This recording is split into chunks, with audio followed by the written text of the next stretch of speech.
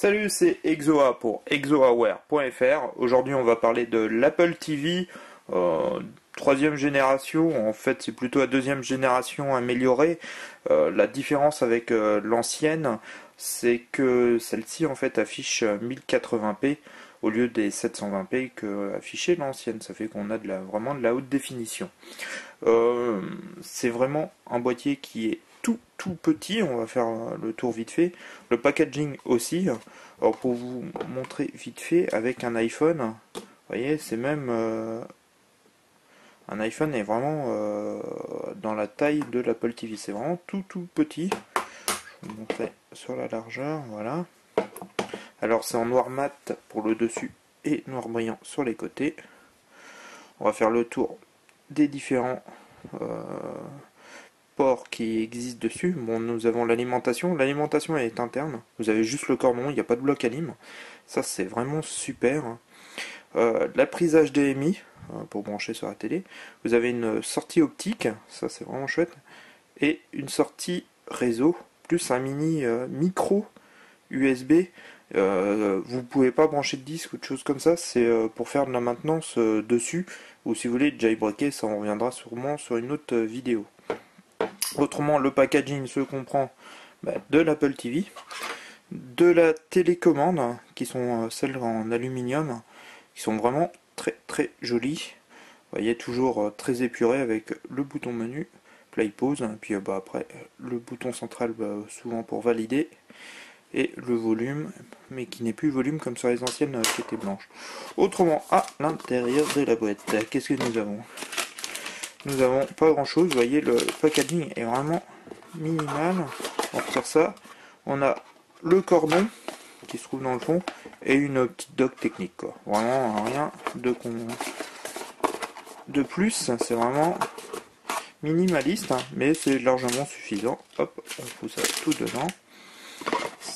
Hop. Ils auraient pu mettre un cordon HDMI dessus, ça aurait pas été un mal. C'est vrai que c'est le truc qui manque, parce que ça aurait fait vraiment, vous recevez votre Apple TV, vous avez tout pour le connecter directement à la télé.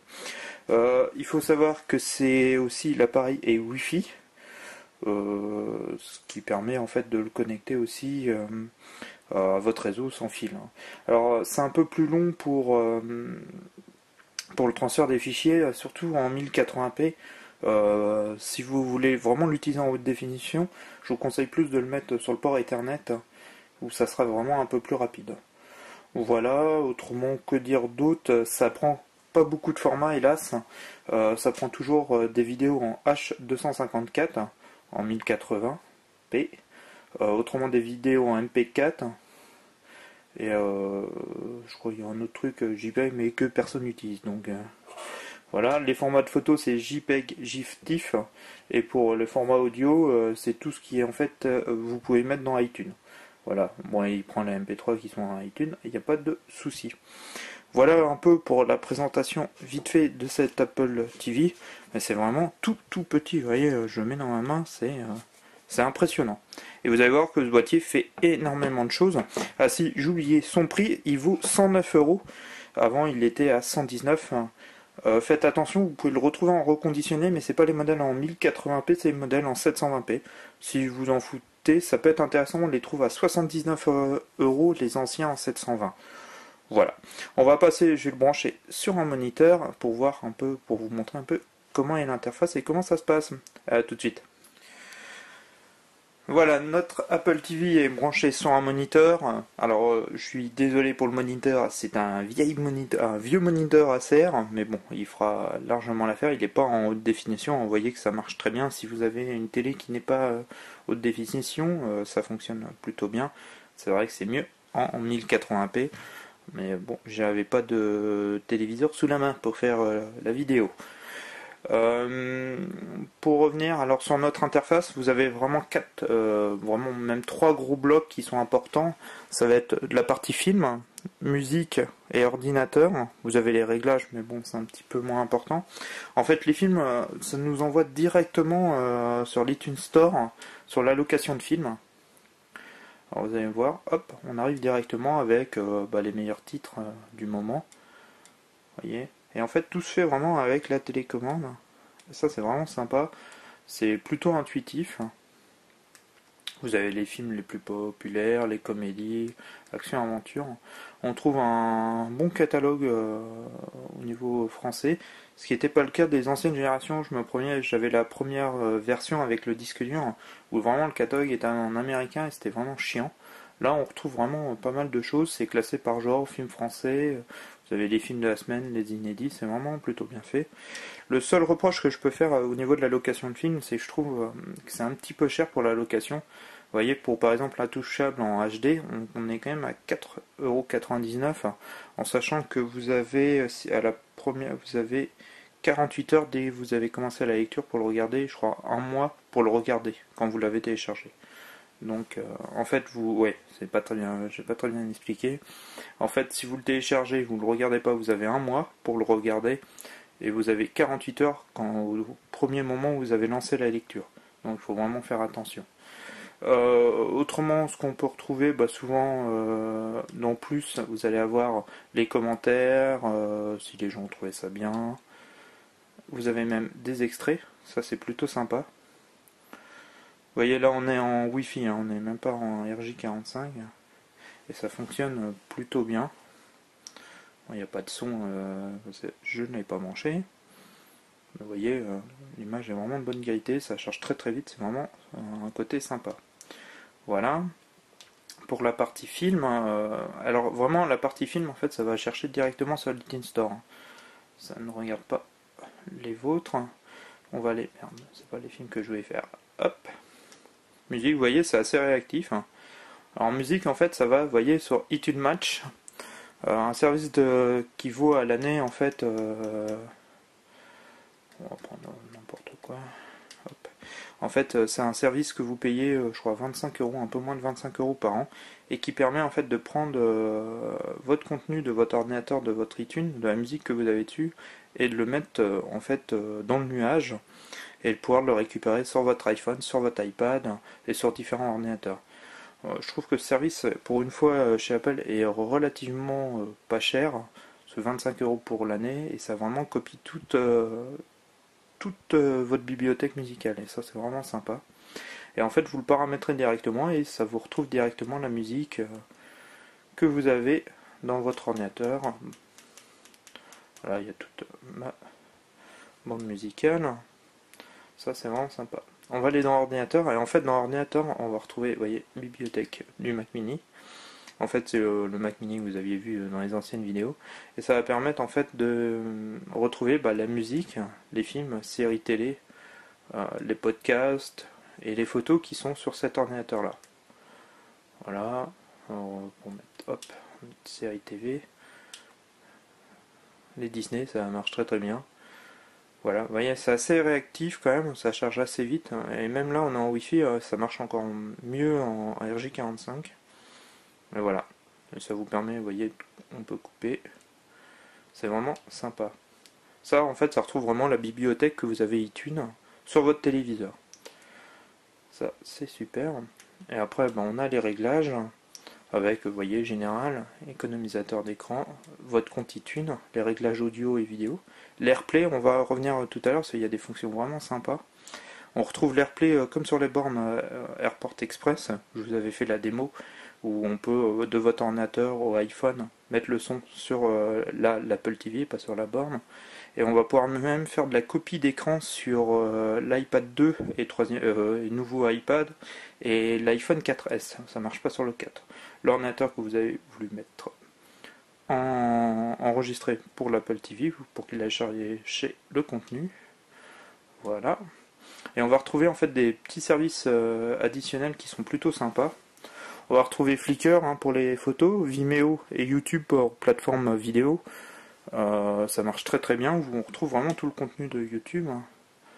Je vais mettre la recherche que j'avais fait, hop, l'historique. Vous voyez, par exemple le Mac Mini, la vidéo que j'avais pu faire, on les retrouve vraiment nickel, sans problème. C'est vraiment sympa. Là, il met un peu de temps à charger, parce qu'elle est un peu longue quand même la vidéo. Mais ça reste quand même vraiment intuitif, vous voyez. Ça lance la vidéo et ça va chercher en même temps. C'est vraiment bien. C'est vraiment une passerelle multimédia qui est vraiment très très bien. Alors, on va revenir à nos moutons. On retrouve le service de nuage de chez Apple, MobileMe. Pareil, PhotoStream, Flickr vont vous permettre en fait de récupérer vos photos. On retrouve aussi les radios.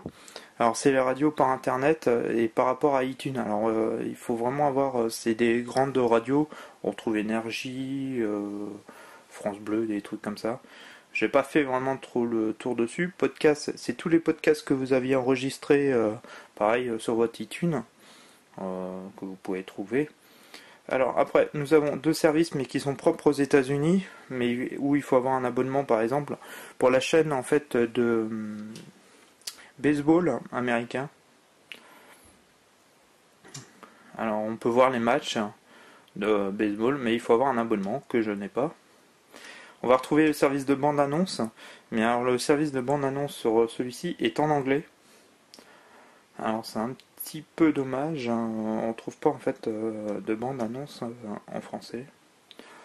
On va mettre voilà pour trouver des trucs comme Titanic en 3D. Voilà, c'est sur des bandes annonces vraiment américaines. Et le dernier, c'est le Wall Street Journal, où pareil, je crois qu'il faut un abonnement. On va regarder. Ah, ça ne marche pas. Il n'y a pas de live programmé. Voir toutes les vidéos. Voilà, où on peut regarder en fait, mais pareil, c'est en américain, vu que c'est le Wall Street Journal. Donc ça n'a pas gros intérêt en France, à part si vous êtes américain et que vous avez besoin de suivre en fait les actus américaines. Voilà, on va utiliser une dernière fonction que vous allez voir qui est vraiment sympa, que je vous parlais, qui marche avec l'AirPlay. Alors, je vais dézoomer un petit peu pour vous mettre l'iPad en même temps. Hop là, sans me casser la gueule. Alors en fait, l'iPad, ce qui va être sympa avec, en fait, vous cliquez 2 fois dessus. Alors ça, c'est tous les trucs verts. Vous voyez, on a le bouton sans le reflet, ça sera mieux. AirPlay, vous voyez, bon, il y a toute ma liste de périphériques. On peut prendre Apple TV, vous avez recopie vidéo. Et là, en fait, vous voyez la vidéo, on va retrouver notre iPad. Et ce qui va être sympa, par exemple, c'est de lancer... qu'est-ce que nous avons dessus? L'App Store. Avec les classements. En fait, on a vraiment une copie vidéo exacte de notre iPad. Et ça, c'est vraiment sympa. Ça permet de retrouver tous les contenus qu'on peut avoir, les vidéos, la musique.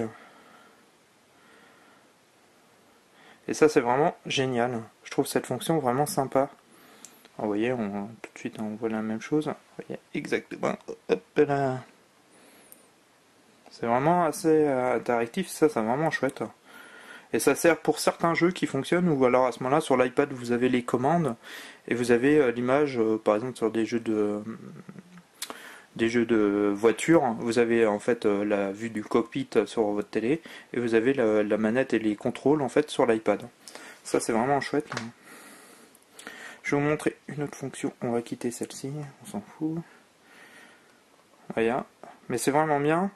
Le système de recopie vidéo est vraiment très intéressante. Vous voyez, on quitte, ça revient directement dessus. Et autrement, une petite appli gratuite qui existe sur iPhone. Je reviens dessus, hop. Il va me faire la mise au point dessus. Hop. Tu peux me faire la mise au point, s'il te plaît. Voilà. En fait, vous avez Remote. Il nous trouve les différents... banque que je peux avoir, Apple TV, on va se connecter dessus, et en fait là vous n'avez plus besoin de la télécommande en fait en aluminium, c'est votre iPhone qui vient de la télécommande. Cette appli existe aussi par Apple directement sur iPad en plus grand et c'est vraiment chouette. Vous voyez, on peut choisir, hop, vous avez une partie un peu tactile, c'est vraiment chouette. Ok, on peut retrouver la liste de favoris. Pareil, les artistes qu'on peut avoir. Il y a les fonctions de clip vidéo, tout ça, de recherche. Et Genius. Vraiment, la partie contrôle, je trouve, dessus est vraiment super intéressante. Parce que vous voyez, on navigue vraiment intuitivement, et c'est vraiment chouette. Voilà, c'était deux petites astuces sur cet Apple TV. Je reviens sur son prix hein, qui vaut 109 euros. Ça fait partie pareil des produits chez Apple que je trouve honnêtes. C'est une plateforme pour brancher sur la télé en haute définition. Vous prenez d'une autre marque, par exemple pour PC, vous avez Western Digital qui en fait. On est à peu près dans les mêmes prix, voire des fois les autres supérieurs. Là pour 109 euros, si vous avez un compte iTunes, vous avez votre iTunes avec vos photos, vos vidéos, la musique, bah, c'est vraiment super performant, c'est hyper intuitif à utiliser, c'est vraiment un super produit. Euh, c'est vraiment très très bien et très fonctionnel, mais plutôt à brancher quand même en RJ45 et pas en Wi-Fi pour vraiment avoir une fluidité sur les chargements plus importante. Voilà, c'était Exoa pour ExoAware. Je voulais faire juste une dernière aparté. Vous êtes de plus en plus à me suivre sur YouTube et sur le site, hein. Je vous en remercie. Ça fait vraiment plaisir. N'hésitez pas à laisser des commentaires, à faire partager les vidéos. C'est le but aussi de ce site et des vidéos que je fais, que vous puissiez aider des amis ou leur montrer leur faire des démos, des choses comme ça. Les vidéos sont vraiment faites pour être partagées. N'hésitez pas à me retrouver sur Twitter, sur Facebook, ou pas trop en route, mais surtout Twitter, et sur le site et sur YouTube. Il n'y a vraiment aucun souci, c'est avec plaisir que je vous reçois. Voilà, c'était Exoa pour ExoAware, et je vous espère à très bientôt sur Internet. Ciao!